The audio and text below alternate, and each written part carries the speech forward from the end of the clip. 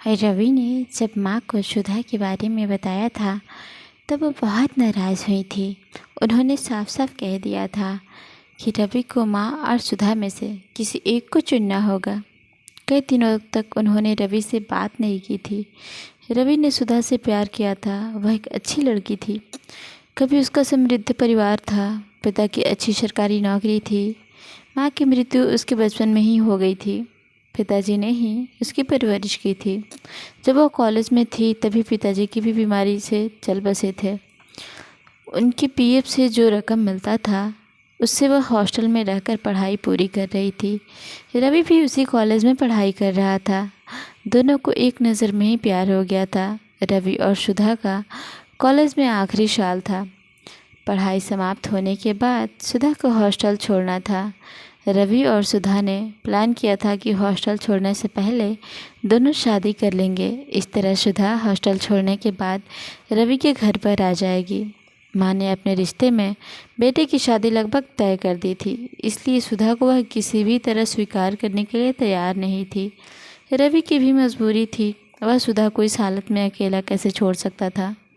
माँ के भारी विरोध के बाद भी रवि ने सुधा से शादी कर ली। माँ को सुधा एक आँख से भी नहीं पाती थी। उसके हर बात में नुक्स निकालना ज़रूरी था।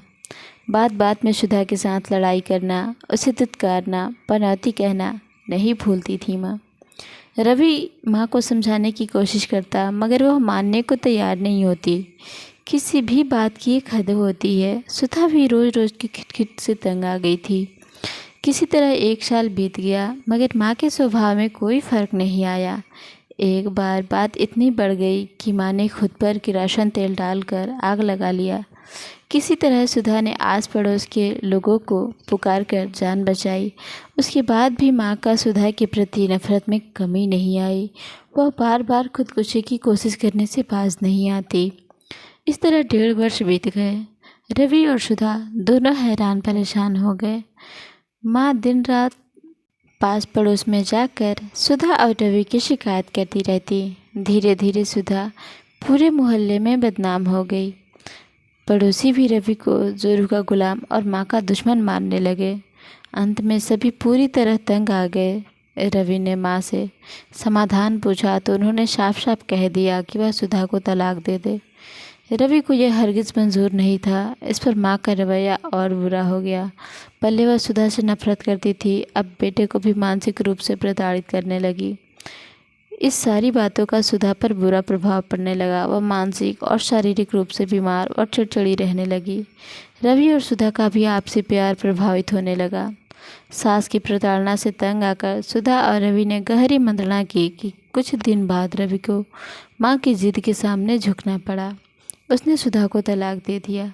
1 वर्ष बीतते बीतते माँ ने रवि की दूसरी शादी अपनी पसंद की लड़की से करने की जिद पकड़ ली। रवि ने बहुत विरोध किया तो माँ फिर से जान देने पर उतारू हो गई। अंत में रवि को माँ के सामने हथियार डालना पड़ा।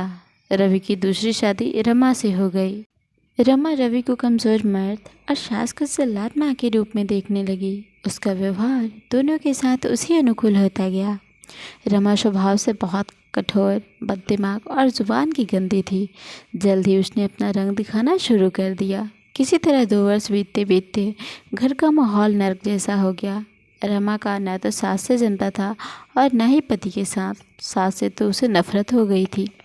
किसी बात पर रमा ने एक दिन हंगामा कर दिया। उसने रवि से कहा कि इस घर में अब तुम्हारी माँ रहेगी या मैं। रवि उसे समझाने की बहुत कोशिश किया मगर रमा नहीं मानी। उसने भी आत्महत्या करने की धमकी दे डाली। माँ को भी अब एहसास होने लगा था कि सुधा से बेटे का तलाक करवा कर उसने बड़ी गलती की। अब वह रोज़ सुधा और रमा में तुलना करने लगी। रमा के हंगामे से परेशान होकर माँ ने रवि से कहा कि उसे किसी वृद्धाश्रम में छोड़ दे। रवि ने पहले इनकार किया मगर माँ ने उसे मजबूर कर दिया वृद्धाश्रम ले जाने के लिए। रवि माँ को लेकर वृद्धाश्रम के लिए चल पड़ा। रमा जाते हुए सास को विदा करने दरवाजे तक भी नहीं आई और पति को धमकी दी कि लौटना तो अकेले ही आना। रवि टैक्सी से माँ को लेकर एक घर पर आकर कॉल बेल दबाया। दरवाज़ा खुलते ही माँ की आंखें फटी रह गई। सामने सुधा हाथ में पवित्र धूप दिया लेकर खड़ी थी।